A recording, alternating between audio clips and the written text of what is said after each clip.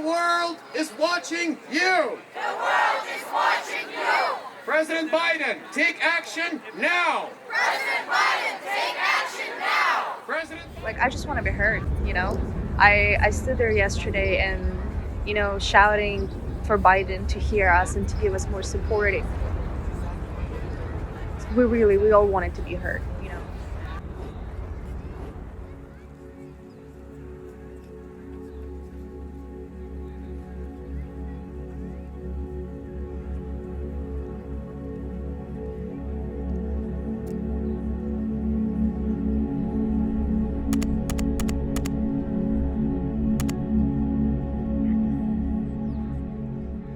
It's my mom, it's my dad, my 13-year-old brother, my mom's parents, my grandparents, my mom's brother, my uncle, and a bunch of more aunts and uncles. Most of my family moves to Ukraine. You can't find milk or eggs or bread or meat in any of the stores. They buy one loaf of bread, but I honestly don't think that it's going to be for much longer. At this point, I called them. I asked, have they heard anything? Were there planes flying? Were there any shootings or bombing or anything? And we constantly talk about, what is the plan B, because it keeps changing. There's always an option to, go abroad, but now it's not really anymore because no man between age of 18 and 60 can live in Ukraine right now, and my uncle is the only one who can actually drive the car right now to take them out, and he's 55. They constantly wear the clothes, they sleep in their clothes. My mom has the bag with money and passports right by the door in case if something happens, so that's definitely scary. It's when they go to bed in clothes. You never know when you're gonna hear something. I'm telling my mom, I don't know, what are you waiting for? What are you waiting for? The bomb to land in the neighbor's house and that's what's gonna make you move? It's gonna be too late at that point. So I don't really know what they're waiting for, but they're playing it by ear, just not even day by day, hour by hour. Thousands trying to flee the capital, Kyiv. People are taking shelter underground, in basements, parking garages, and subway stations. The train station here is overwhelmed by the crowds. And the Russian military is also advancing in other parts of the country, inching closer to the capital city, and that is creating a rush to flee the area.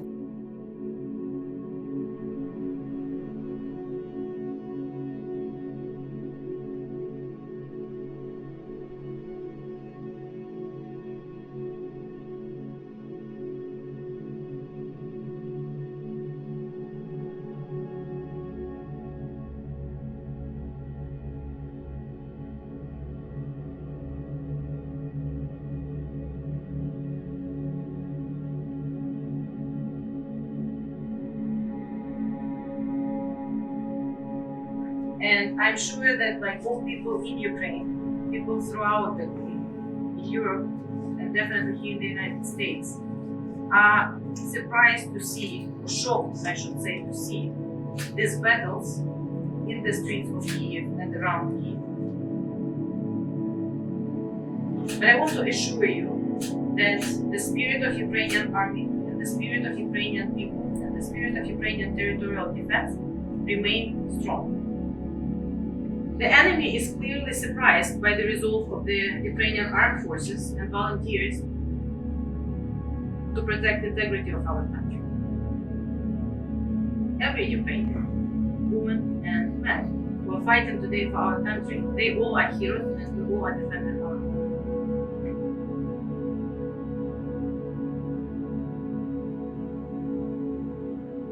For us, it's been constantly going on. Yeah. For us, there are people who are out there, fighting since 2014. It's been 8 years. There was a war. And right now it's official and it's big and it's loud and clear. Should be sanctioned. Putin should be sanctioned. Putin should be sanctioned. We must be willing to sacrifice for Ukraine, for freedom, and for democracy. We must cut Russia off. Cut Russia off! Cut Russia off! Cut Russia off! Cut Russia off! Cut Russia off! Cut Russia off! Cut Russia off! And we would stand there and we would all look so bad and we got tears in our eyes.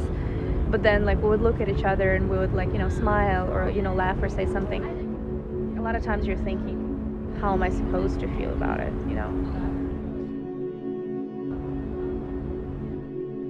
The probably nicest messages that I got on my Instagram was from friends who are actually fighting, and they were saying, they're like, we're not gonna give up. We got Ukraine. We're not gonna give up.